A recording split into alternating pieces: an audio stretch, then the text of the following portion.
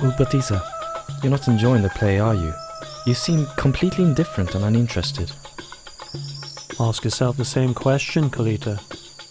You seem quite unimpressed yourself. Neither the actors nor the viewers will live for more than 100 years. In no long time we'll all be dead. We're absorbed in watching entertainments, seeking fun, but for what benefit?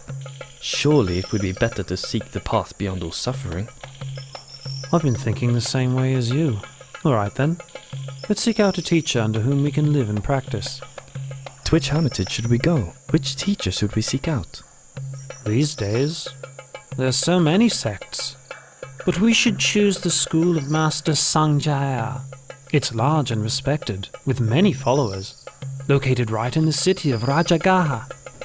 Besides ourselves, we'll have to persuade our followers to go with us. All right, we'll leave tomorrow.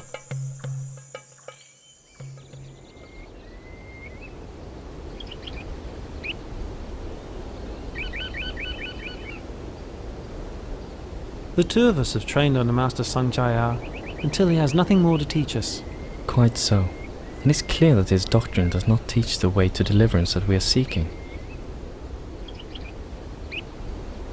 If that's so, we have to seek out another hermitage, another master. We have been friends for a long time. It's best if we make the promise that whichever one of us discovers the path out of suffering first, will seek out the other and inform him. Agreed? Agreed.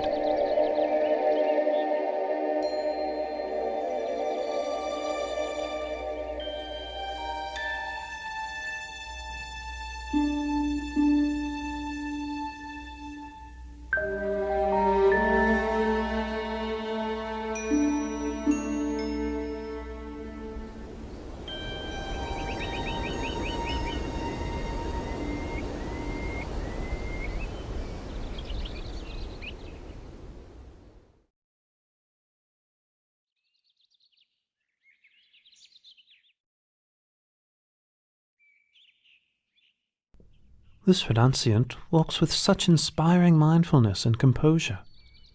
I've never seen any recluse like him before. I must take this opportunity to prepare him a seat and attend to his needs. Then, when he has eaten, I will politely ask him where he comes from.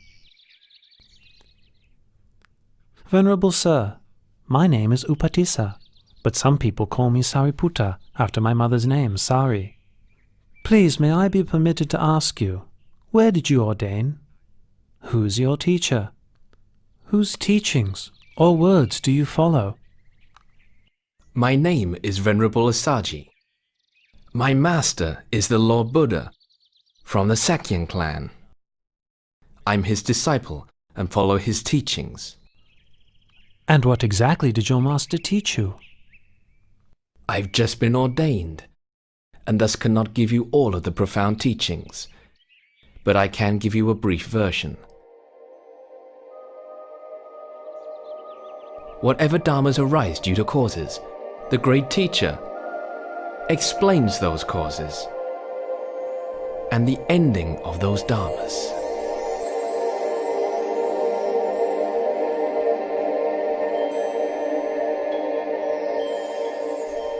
Oh, Upatissa, you repeat to me such short teachings that you heard, and it's enough for me to see the Dharma. Quickly, let's go and persuade Master Sanjaya to seek out Venerable Assaji's teacher.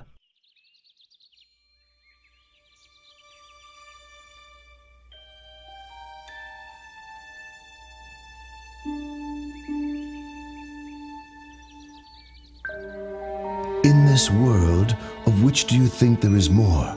Intelligent people or foolish people? More foolish people, Master. Such being the case, let those intelligent people go to study under Samana Gautama. I'll stay here for the sake of the foolish.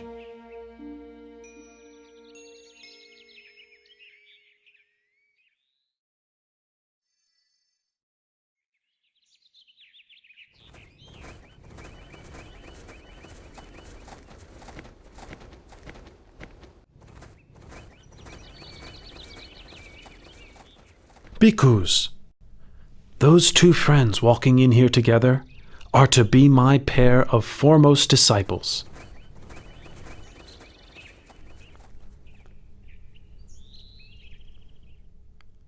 The one well established in morality develops ever-present awareness of objects as they arise in the mind.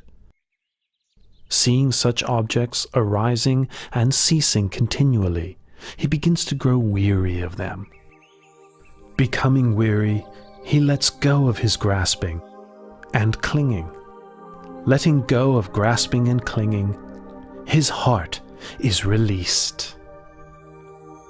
Having heard the Buddha's teaching, all of the two friends' followers attained arahantship.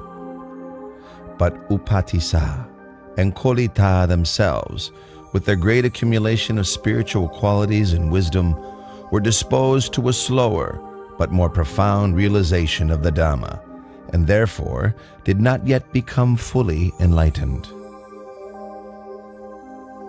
The two of you are now ordained as monks.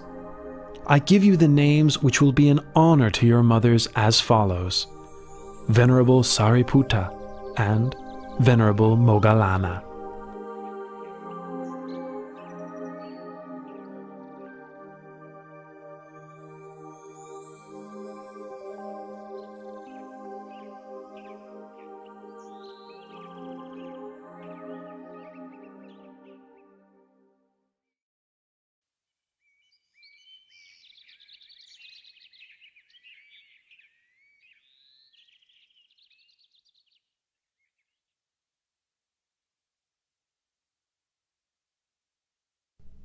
Moggallana. Employ the methods for overcoming drowsiness that I taught you. Moggallana. Feeling, whether pleasant, unpleasant, or neutral, is impermanent. It is of the nature to arise and cease. Being impermanent, it makes for suffering. Being impermanent, it is transitory and insubstantial, unreal, aniccham, dukkhaṃ, anatta.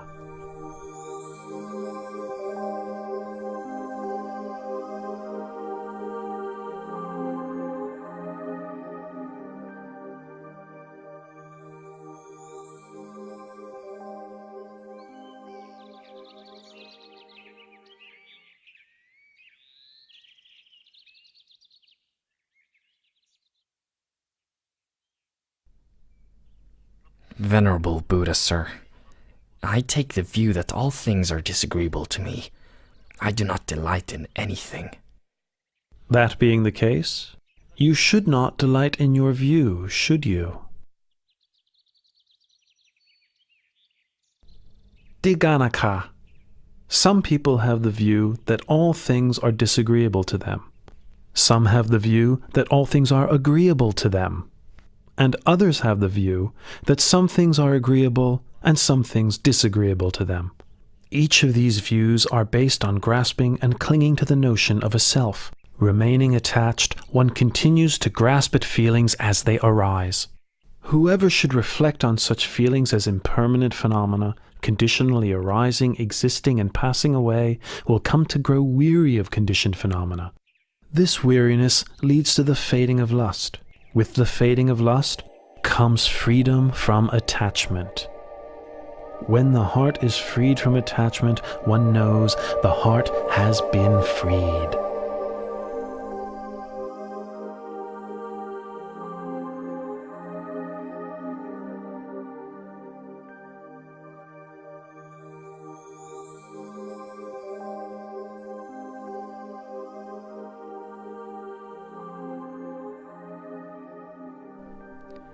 Hearing the Buddha's teaching uprights that which was overturned, reveals that which was hidden, shows the way to one who was lost, shines a light in the darkness.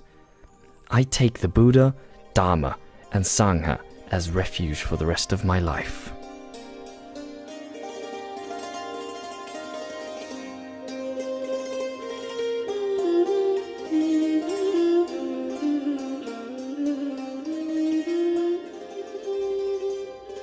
The Venerable Sariputta was now the Buddha's right-hand disciple, foremost in wisdom. Venerable Moggallana was the Buddha's left-hand disciple, foremost in psychic powers. Both became great supports to the Buddha as he continued to spread his teachings to people far and wide.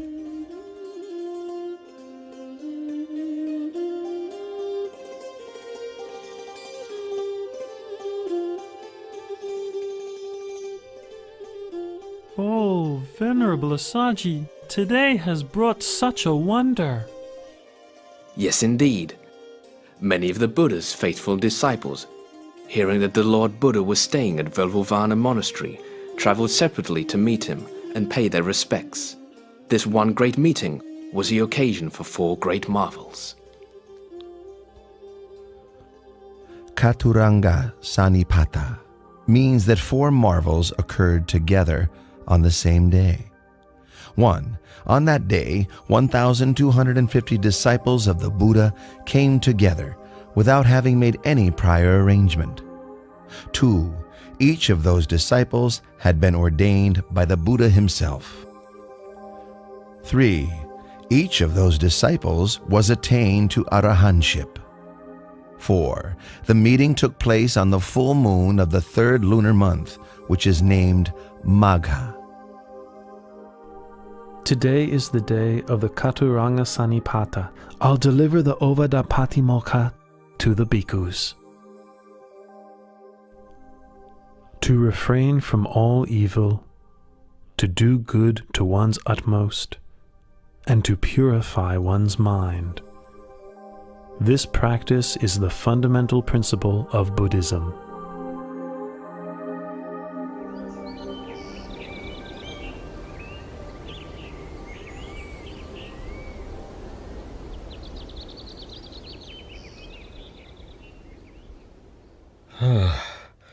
Kalodaihi, my senior counselor, ever since I first heard that my son had attained enlightenment and become the Buddha, I've been wishing to meet him. 9 times I've sent a counselor, each time accompanied with a retinue of 999 subjects, to invite the Buddha to come to Kapilavatthu. Each time, the party of 1,000 has disappeared without a trace. That's 9,000 subjects I've sent and heard nothing in return. Well, Kalodai, since you are my senior counselor and have been close friends with my son since childhood, I must send you with your retinue to seek out the Buddha at Velvovana Monastery and invite him one more time. Surely you will succeed in this. Yes, Your Majesty. I will do my best to bring the Lord Buddha back to the city of Kapilavatthu. And with your permission, I would also like to request ordination from the Lord Buddha on this occasion. I give you my permission, Counselor Kalodai. Please make your journey as quickly as possible. I'll be waiting to hear news from you.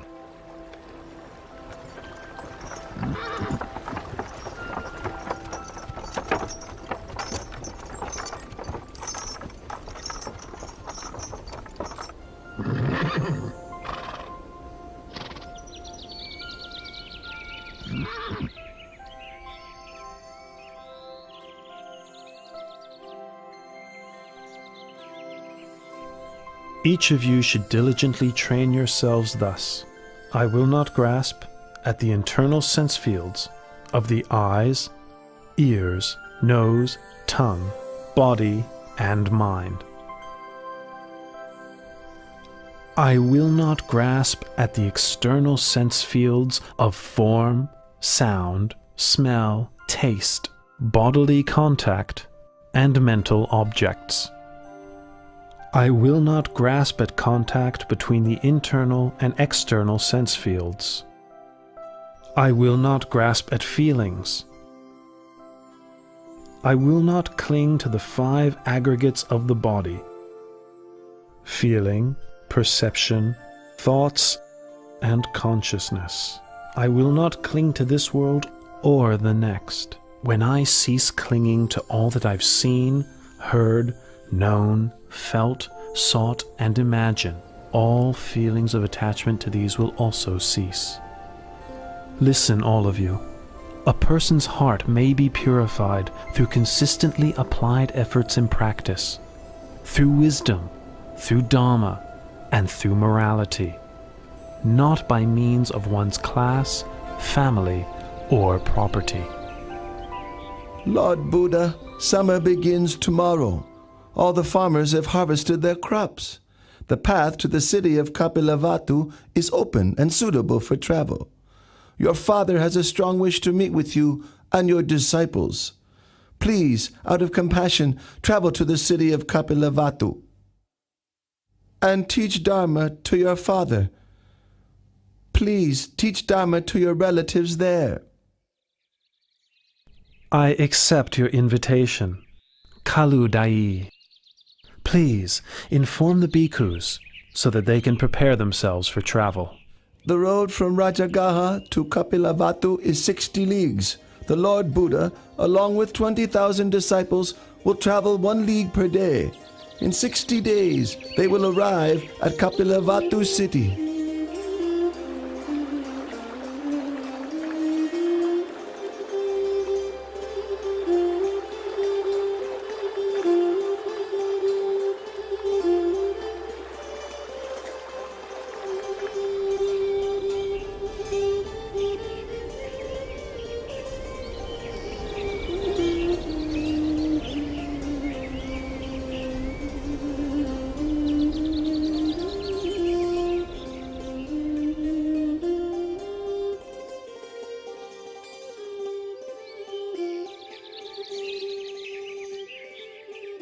My relatives chose this banyan grove to build Nigrota Monastery as an offering to the Buddha. It's been 60 days since Venerable Kaludai sent news of the Buddha's departure from Rajagaha city. My relatives are waiting here to greet him. The Lord Buddha and 20,000 bhikkhus have arrived, Your Highness.